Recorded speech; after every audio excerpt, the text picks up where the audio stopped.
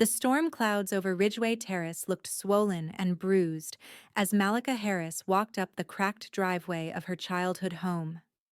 The air felt heavy, as if the sky itself understood what waited inside. She hesitated before the crooked screen door, hearing the faint sound of a television and the rising rumble of a voice that followed her even into adulthood. Her father, Reginald Harris, sat in his usual spot on the living room recliner, remote clenched tight in his hand. The room smelled of cigar smoke and old resentment. His presence filled the space like a threat. When he noticed Malika standing in the doorway with a small duffel bag over her shoulder, his eyes narrowed. "You late," Reginald said. His tone carried accusation, not observation. "You said you would be here at 6. It is 6:14. You know I do not like waiting." Malika swallowed. Traffic was heavy. "That is an excuse," Reginald snapped. "You always got one. Always blaming something else instead of owning your failures." Malika stepped deeper into the room, her heart beating fast. She told herself to breathe. After years of his speeches, she knew his rhythm.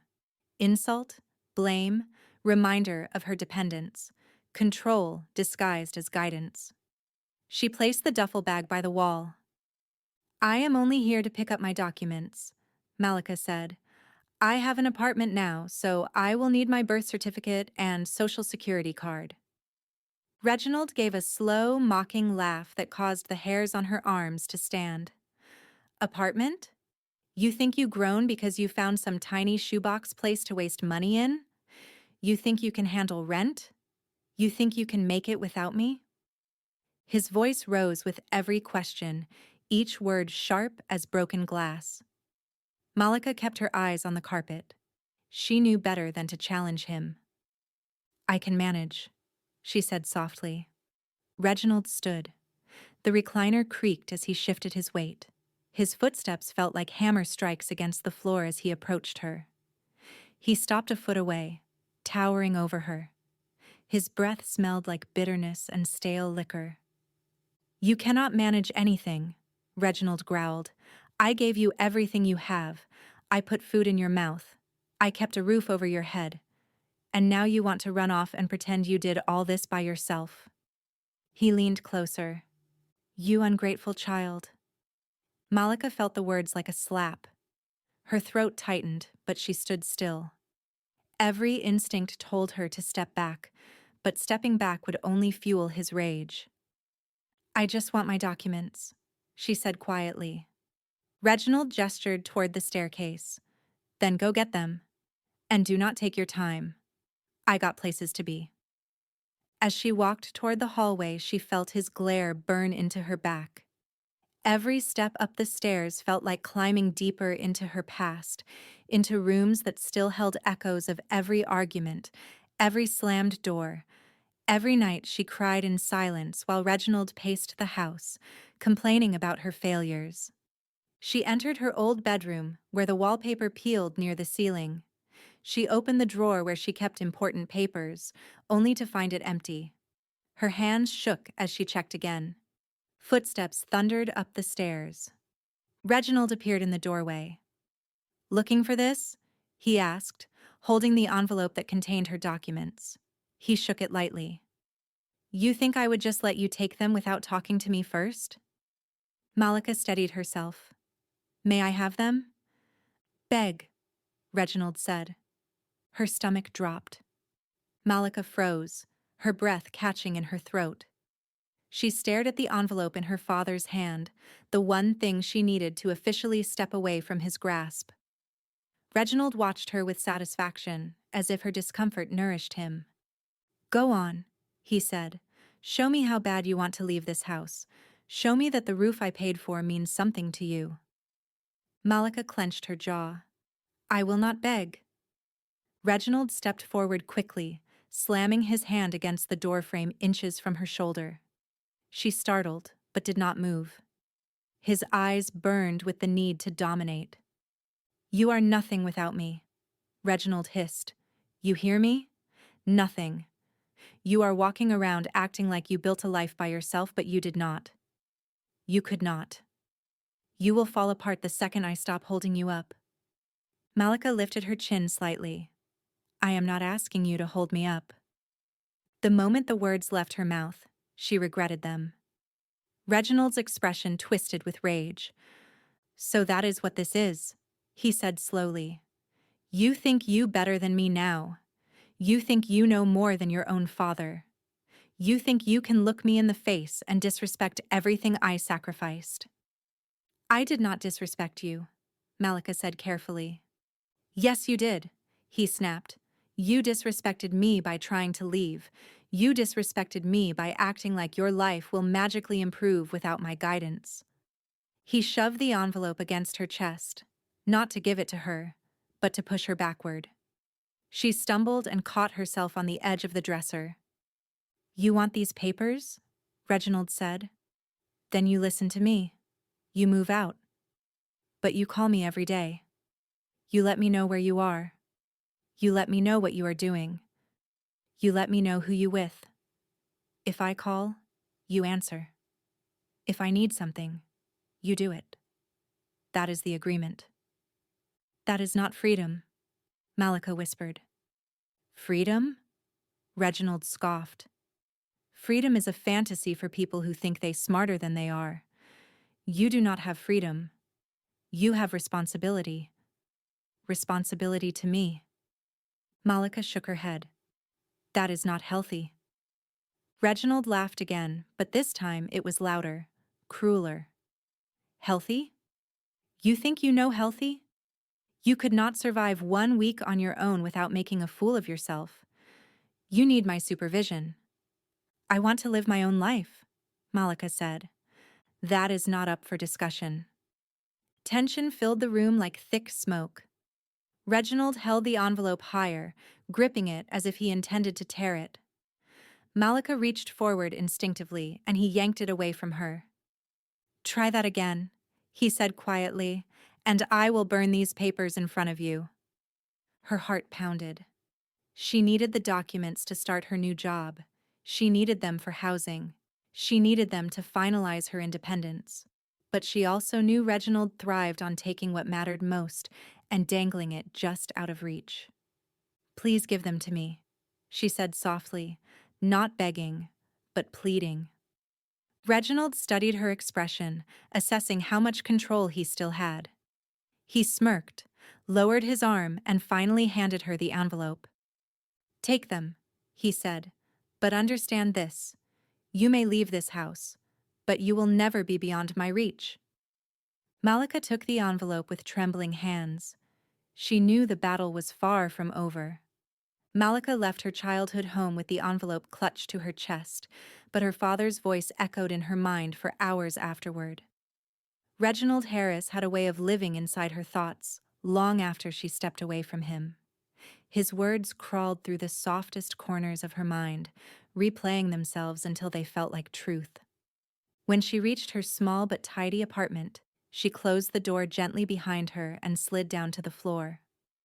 Her hands trembled as she held the documents he had weaponized. Tears gathered, but she swallowed them. Reginald always said tears were a sign of weakness. That belief clung to her even now. Her boyfriend, Tariq Shelton, emerged from the kitchen. He wore an apron dusted with flour from the meal he had been preparing. His expression shifted to concern instantly. "Malika," Tariq said softly, "you are shaking." She tried to answer, but her throat felt too tight. Tariq knelt beside her, placing his hand gently on her back. He did not push. He simply waited. After a long silence, Malika managed to whisper, "He made everything feel impossible." Tariq exhaled slowly. "What did he do this time?" Malika stared at her hands. "He told me I would fail. He told me I cannot make it without him. He said I owe him my life." Tariq sat beside her on the floor. "That is not love," he said. "What he did is control. What he did is harm." Malika nodded faintly, but she did not fully believe it. Part of her still feared the consequences of disobeying her father. Reginald's voice in her head was louder than Tariq's comfort. Later that night, after Tariq fell asleep, Malika sat alone at the kitchen table. The envelope was open, the documents spread out before her. She tried to feel free, but instead she felt watched, judged, condemned by a memory that refused to loosen its grip. Her phone buzzed. A text message from her father lit the screen. "Do not think this is over. Keep your phone on. I will call." Malika's stomach twisted. She turned the phone face down on the table, but the anxiety remained. She imagined him pacing the living room, rehearsing insults to hurl at her tomorrow. Sleep did not come easily. When it finally came, it carried nightmares. She stood again in her old bedroom, walls closing in, Reginald's voice booming through the floorboards. No matter where she hid, he found her. She awoke breathless. The next morning, as she prepared for work at the local counseling center, she avoided looking at the phone. The tension sat inside her chest like a stone. At noon, the phone vibrated on her desk. Reginald. She silenced it. The phone buzzed again. Then again. Then again. Colleagues glanced her way with concern as the vibration continued nonstop. Malika finally powered off the phone entirely. But turning off the device did nothing to quiet the voice in her mind. When her shift ended, she stepped outside into the humid air. She felt watched, though she knew he was not physically present. That was the thing about emotional captivity. Bars could be invisible and still hold you. She walked home with her hands clenched into fists. Each step felt heavier than the last, as if the ground itself tugged at her ankles, pulling her back toward him. That night, Tariq cooked dinner again, but Malika barely touched her plate. She kept staring at the powered-off phone. "He will not stop," she murmured. Tariq reached across the table, touching her wrist gently. "Then you must decide if you will let him keep taking your peace." Malika stared at his hand. "I do not know how to stop him." Tariq did not move. "Then we will figure it out together." But Malika knew there were some battles she had to face alone, inside her own mind, in the deepest and darkest places where her father's voice lived. Malika powered her phone on the next morning. Messages flooded the screen instantly. 37 missed calls, 14 voicemails, 23 text messages. Every voicemail was the same melody of cruelty. Reginald raging, Reginald demanding, Reginald belittling, Reginald reminding her that her existence was tied to his approval. At work, Malika tried to focus on her tasks, but her mind spiraled. She assisted clients who were searching for safe housing, domestic escape, emotional support. She spoke calming words while her own thoughts drowned beneath the storm her father had unleashed. By midday, a splitting headache settled behind her eyes. Her supervisor encouraged her to rest in the break room. As she sat alone with dim lights overhead, her phone buzzed in her pocket. She ignored it. It buzzed again. Then again. Finally, she removed it and read the newest message. "I am outside your apartment. Where are you?" Her heart dropped so sharply she felt dizzy. She stood up too fast and held the wall to keep from falling. The world tilted slightly as her mind raced. She tried calling Tariq, but her hands shook so badly she tapped the wrong numbers. Her phone buzzed again. "You think you grown. You think you can hide. I can go inside if I want. You got no sense." Malika felt cold all over. She grabbed her bag, left work early, and took the long route home. Her eyes scanned every passing car, every stranger on the sidewalk. When she reached her apartment building, she paused behind a tree across the street, watching. No sign of Reginald. She waited 10 minutes, then 20. Still nothing. She climbed the steps quietly and unlocked the door. Inside, Tariq stood in the living room with a tense expression. "He was here," Tariq said. "He banged on the door for several minutes. He yelled your name. Then he yelled, "Mine." Malika sank onto the couch. The room felt tilted. The air felt thinner. Tariq sat beside her. "We need help," he said. "This is not normal. This is dangerous." But Malika barely heard him. Her mind replayed every step that led her here. Every insult, every command, every threat, every moment she tried to be obedient, every moment she failed to be obedient. By nightfall, she paced the apartment in circles, unable to sit still. Her thoughts raced faster than she could manage. She felt pressure in her chest that refused to ease. Tariq tried to intervene, but she shook him off without meaning to. Her hands trembled. Her breath quickened. The walls felt closer.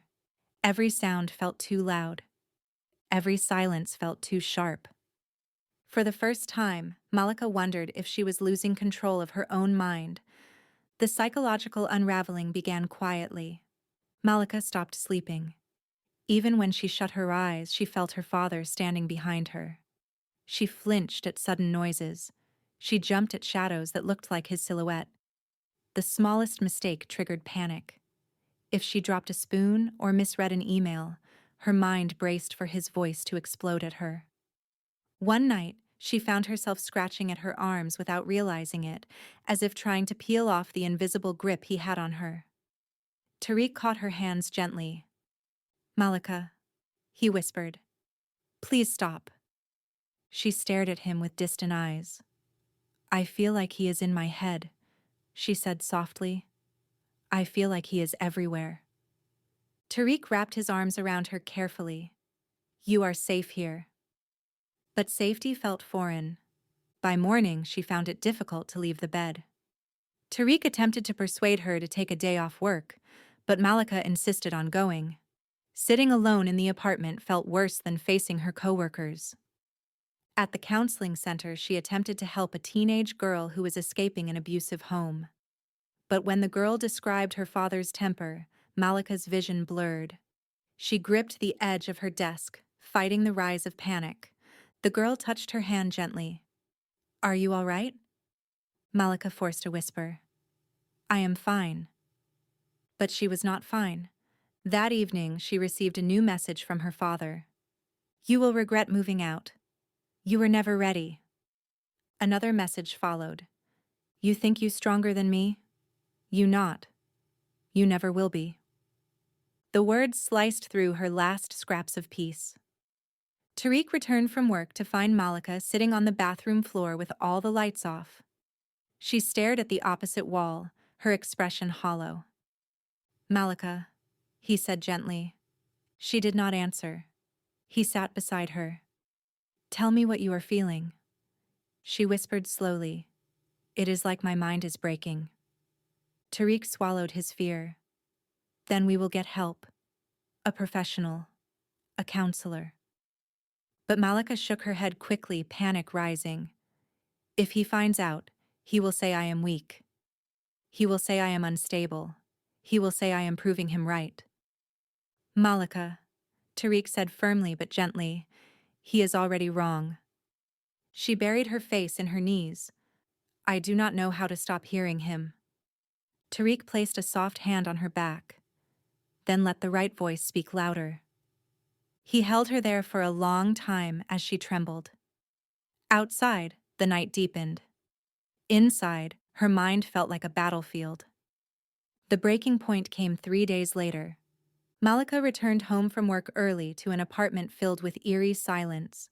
Tariq would not be back for another hour.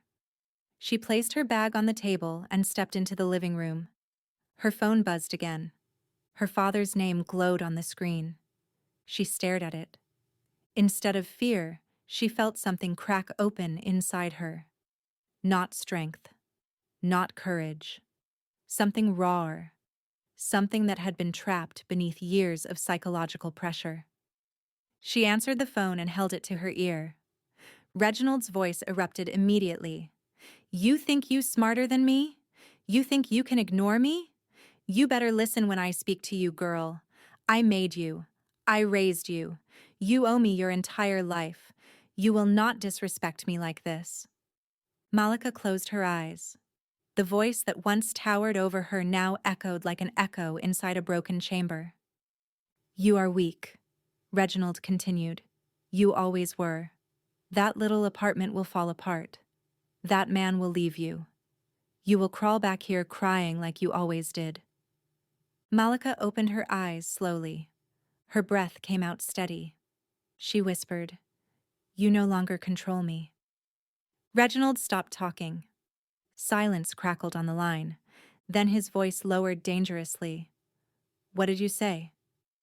Malika felt something inside her harden, a final thread snapping after years of strain.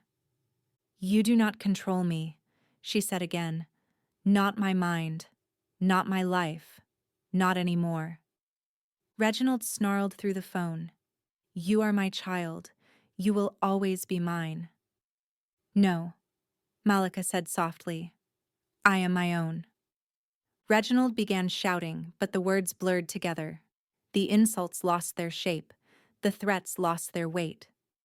Malika held the phone away from her ear and stared at it calmly, watching his name flicker across the screen. Then she ended the call. She blocked the number. She set the phone down. For several minutes, she sat perfectly still. No shaking, no tears, no panic, only quiet. When Tariq entered the apartment, he found her sitting on the couch with the calmest expression he had seen in weeks. Are you all right? He asked gently. Malika nodded once. I finally told him. Tariq sat beside her carefully. Told him what?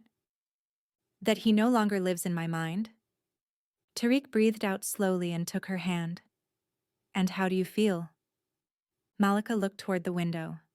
The evening light spilled across her face like a gentle mercy. I feel like my mind is mine again, she said. Not healed yet, but mine. Tariq squeezed her hand. Outside, the sun slipped behind the horizon. Inside, Malika sat in stillness, knowing the war inside her had not ended, but the tyrant who ruled her thoughts had finally been dethroned. She had broken, and from the deepest part of that break, she had emerged free.